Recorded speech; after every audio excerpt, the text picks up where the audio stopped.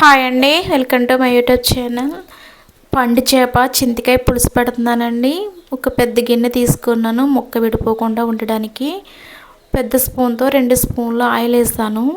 ఉల్లిపాయ ఒకటి కట్ చేసేస్తున్నాను.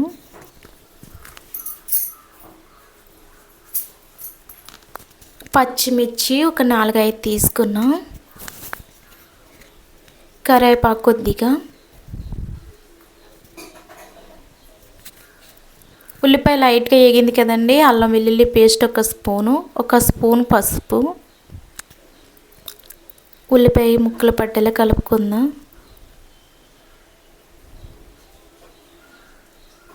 అల్లం వెల్లుల్లి పేస్ట్ పచ్చివాసన పోయే వరకు వేగించుకోవాలి.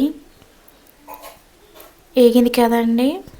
సాల్ట్ 1 స్పూను, తగినంత కారం,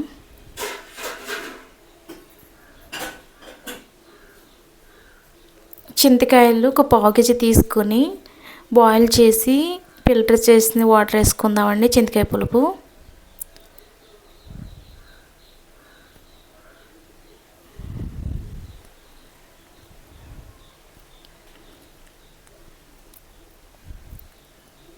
కొంచెం బాయిల్ అయినాయి కదండి.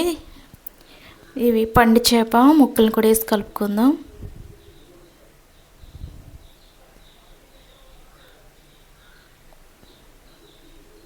గట్టి పెట్టకూడదండి, విడిపోతాయి.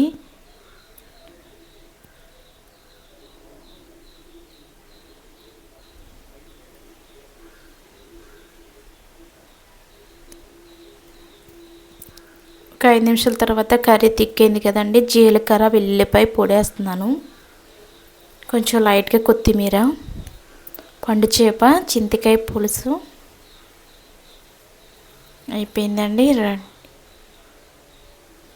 మీకు నచ్చినట్టయితే లైక్ చేయండి, షేర్ చేయండి. Thank you for watching. Bye.